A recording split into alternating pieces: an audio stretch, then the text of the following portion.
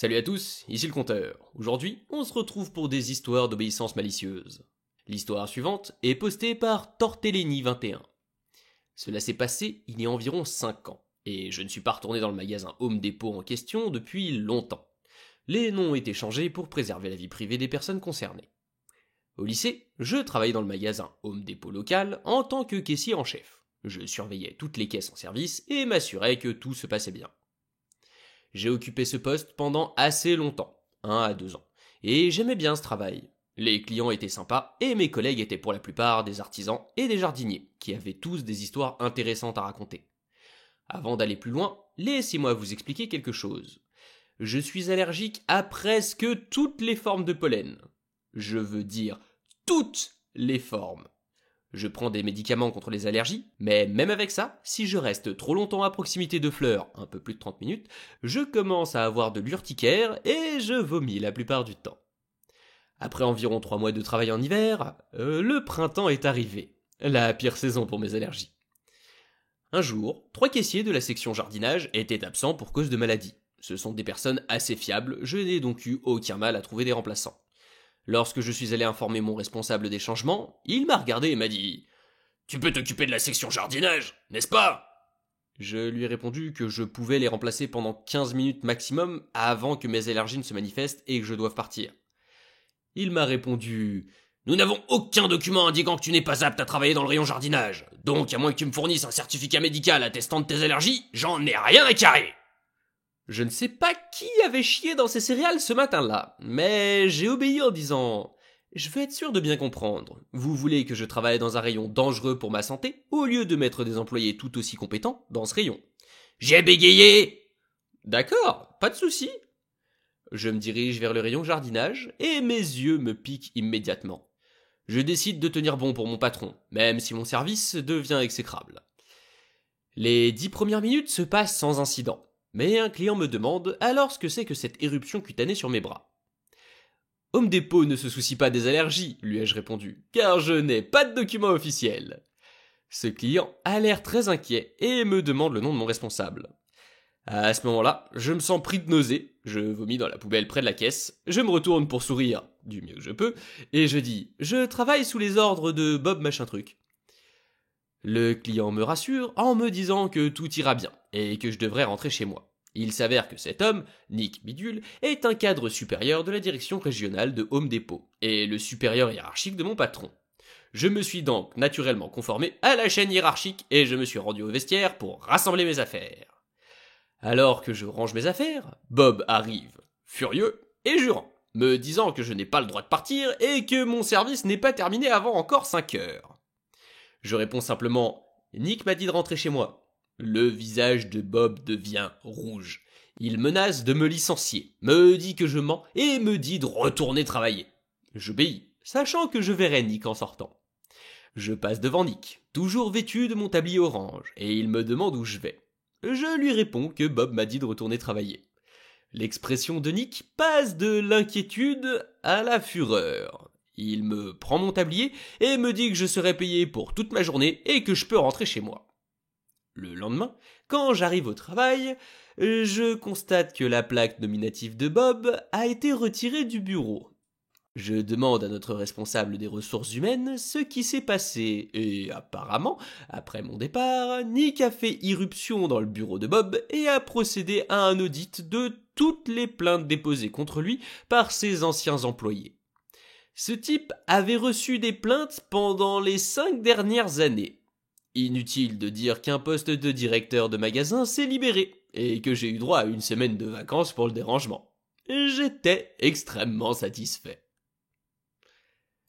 Ah, quoi de mieux que faire virer son patron en lui obéissant? L'histoire suivante est postée par Mermaid Glitter Girl. Cela s'est passé il y a environ 15 ans. Mais je ne peux m'empêcher d'en rire de temps à autre. Au lycée, j'étais une élève plutôt sage. Je venais d'un foyer très strict, et un appel de l'école était absolument inacceptable. Je voulais aussi être approuvé par les figures d'autorité, car je ne l'étais que rarement à la maison. Alors je me taisais, je travaillais bien, et j'étais généralement apprécié par mes professeurs. Comme je l'ai dit, c'était un foyer strict, et mes tenues étaient minutieusement inspectées par mes parents très conservateurs pour vérifier qu'elles étaient pudiques. Si ça passait à la maison, ça ne me causerait pas d'ennui au lycée.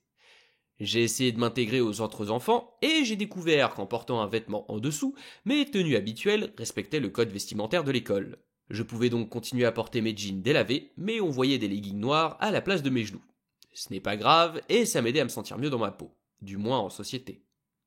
Avec l'arrivée des nouvelles tendances, les leggings sont devenus très populaires. J'étais enfin à la pointe de la mode. Certaines filles ont toutefois commencé à abuser du système. Le code vestimentaire de l'école exigeait que les jupes ne soient pas plus courtes que 7,5 cm au-dessus du genou. Du jour au lendemain, tout le monde portait des mini-jupes en jean avec des leggings. L'école a donc pris des mesures et interdit le port de leggings sous les jupes. Bien sûr, comme j'avais des règles différentes à la maison, je ne possédais même pas de jupe aussi courte. Mes jupes devaient arriver aux genoux, soit 7,5 cm plus longues que la règle de l'école. Je n'ai même pas mentionné la nouvelle règle à la maison, car je ne pensais pas que c'était un problème. Je me suis donc habillé avec ma jolie jupe en jean qui arrivait aux genoux et mes leggings, car c'était encore à la mode et il faisait un peu frais. J'ai passé le contrôle à la maison et je suis parti à l'école. Personne n'a rien dit pendant mes 3 premiers cours, mais comme je l'ai dit, j'étais une bonne élève et j'étais toujours bien couverte. Une des enseignantes les plus méchantes, c'était même pas la mienne, juste une qui se tenait devant sa porte, a repéré ma jupe et mes leggings dans le couloir, m'a attrapé et m'a emmené au bureau. Je connaissais le changement de règle, mais je pensais vraiment que ce n'était pas grave, puisque je portais pas de mini-jupe. Elle m'a poussé à l'intérieur et m'a crié quelque chose à propos d'une violation du code vestimentaire. Puis elle est retournée dans sa classe. Je pensais que le directeur, que je ne connaissais pas bien, allait rire avec moi de cette absurdité. Je me trompais complètement. Il a crié que ma tenue était inappropriée et qu'il allait appeler mes parents pour qu'ils viennent me chercher et me ramènent à la maison pour que je me change. Oh non. Oh non, non, non, non, non, non. Je me suis retourné pour lui montrer mes vêtements et j'ai essayé de lui expliquer que ma jupe respectait le code vestimentaire et que le legging couvrait bien. J'ai même essayé de lui dire que mes parents allaient me punir sévèrement, mais il ne voulait rien entendre. Il fallait que je réagisse vite. J'ai décidé de faire semblant d'obéir. Pendant qu'il cherchait le numéro à appeler, j'ai enlevé mes chaussures et j'ai commencé à faire glisser mon legging vers le bas. Juste là, dans son bureau, devant lui. Comme ma jupe était assez longue, j'ai fourré mon legging dans mon sac et j'ai déclaré qu'il n'y avait plus aucune raison d'appeler mes parents. J'étais en totale conformité avec le code vestimentaire de l'école. Alors qu'il me regardait bouche bée, je pouvais le voir rougir en essayant de trouver comment réagir. Il a fini par crier « Sors de mon bureau! Va en classe !» Je ne me suis jamais senti aussi soulagé. Je pense que s'il était tout rouge, c'est parce qu'il devait être en train de suer à propos du fait que si jamais quelqu'un était entré à ce moment-là, il était sacrément dans la merde. Parce que ça risque d'être compliqué de justifier qu'en tant que directeur, tu as une jeune fille qui est en train de se déshabiller dans ton bureau alors que t'es seul avec elle. L'histoire suivante est postée par Timmy94. En ce moment, nous sommes en pleine canicule en Afrique du Sud, et je suis en train de mourir, d'une mort lente, douloureuse et brûlante. Bref, quand il fait chaud, j'aime bien me promener dans la maison en soutien-gorge et en short, parce que c'est frais et confortable. Nous avons aussi 2 enfants à la maison, un garçon, 9 ans, et une fille, 11 ans. Ma mère déteste que je fasse ça. Elle trouve que je ne peux absolument pas me promener en soutien-gorge et en short dans la maison quand les enfants sont là. Alors, j'ai obéi. J'ai enlevé mon soutien-gorge, qui est un soutien-gorge de sport, je précise, donc il couvre littéralement tout mon dos et mes seins ne sont pas visibles, pas même ma poitrine. Il n'y a même pas de décolleté. Ce que j'ai fait, c'est que j'ai mis mon haut de bikini, qui ne couvre pratiquement que mes tétons et une partie de mes seins. Le dos est complètement ouvert, avec juste une fine bretelle autour du cou et une autre autour du milieu du dos. Elle m'a lancé un regard noir et m'a dit de me changer et de mettre un t-shirt. Alors j'ai simplement répondu « Maman, ce n'est pas un soutien-gorge, c'est un bikini, je peux me promener avec. » Inutile de dire que j'ai gagné la dispute et que ma mère est partie en claquant la porte. Et en prime, il fait plus frais avec le bikini. Notre fils ne s'en soucie même pas et a simplement enlevé son t-shirt. Et notre fille a enfilé son haut de bikini, ce qui a rendu ma mère encore plus furieuse. Dans l'ensemble, bonne journée! L'histoire suivante est postée par JungleBerry112. Il y a environ 10 ans, je travaillais dans un petit studio de jeux vidéo, moins de 100 personnes. Le studio réalisait principalement des portages sur console pour de grands éditeurs et était connu pour payer ses employés très peu et pour les escroquer sur leurs contrats afin que le patron puisse faire des bénéfices qu'il ne partageait jamais avec l'entreprise. Lorsque je suis devenu responsable, j'ai essayé de négocier une augmentation pour mes employés payés à l'heure, car ils gagnaient 8 $ de l'heure en 2011, et 3 membres de mon équipe étaient tellement fauchés qu'ils vivaient littéralement dans leur voiture sur le parking. Le patron, qui était également copropriétaire du studio, m'a dit franchement « Je continuerai à payer 8 $ de l'heure jusqu'à ce que je ne trouve plus personne qui accepte de travailler pour 8 $ de l'heure. » Il était également connu pour embaucher des stagiaires non rémunérés, leur faire le travail d'un employé à temps plein en leur promettant un emploi à la fin du stage et de ne pas tenir sa promesse. Le patron était connu pour être radin. Il excluait les employés payés à l'heure des repas d'entreprise pendant les heures supplémentaires et prétendait qu'il se sentait généreux lorsqu'il les laissait manger après que tous les autres employés avaient déjà mangé les 2/3 de la nourriture et qu'il ne restait plus que des restes rassis et froid. À un moment donné, un contrat avec une grande entreprise a été rompu.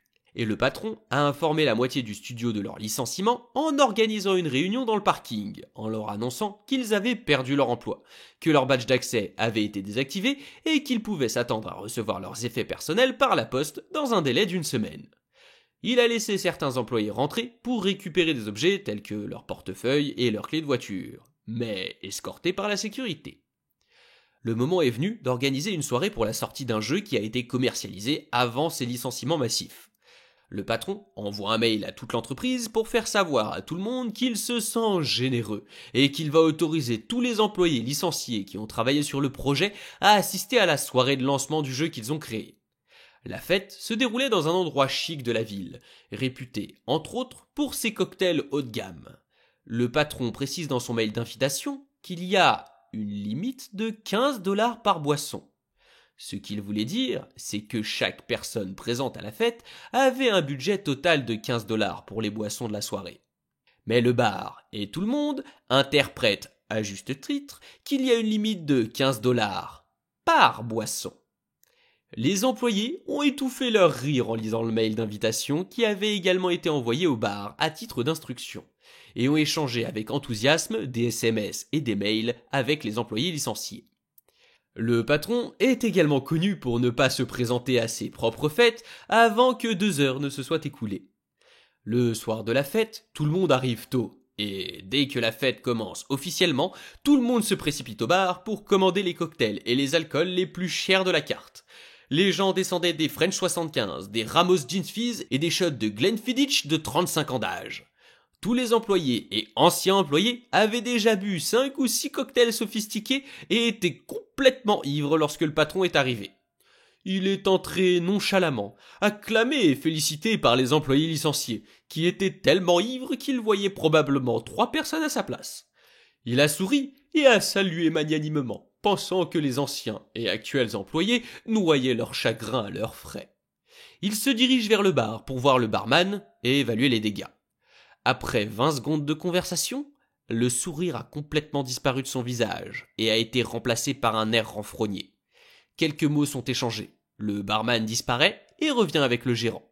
Des mots plus tendus sont échangés avec le gérant, qui disparaît dans l'arrière-boutique et revient avec un bout de papier, sans doute une copie du contrat que le patron avait conclu pour la fête. Le bar et les fêtards avaient raison. À l'époque, l'entreprise n'était pas en mesure de payer le prix des boissons, et le patron a dû payer la note de sa poche.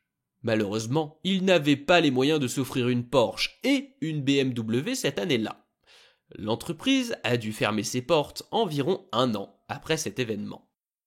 C'est tout pour aujourd'hui. Alors, si la vidéo vous a plu et pour m'aider avec le référencement, n'oubliez pas de laisser un like et de partager la vidéo autour de vous pour m'aider à faire grandir la chaîne. Sans oublier de vous abonner si c'est pas déjà fait, d'activer la cloche pour pas rater les prochaines. Laissez un commentaire, ça aide aussi le référencement et je les lis tous. Les plateformes de soutien sont en description si certains veulent soutenir la chaîne financièrement. C'était le Compteur, on se retrouve bientôt pour de nouvelles histoires.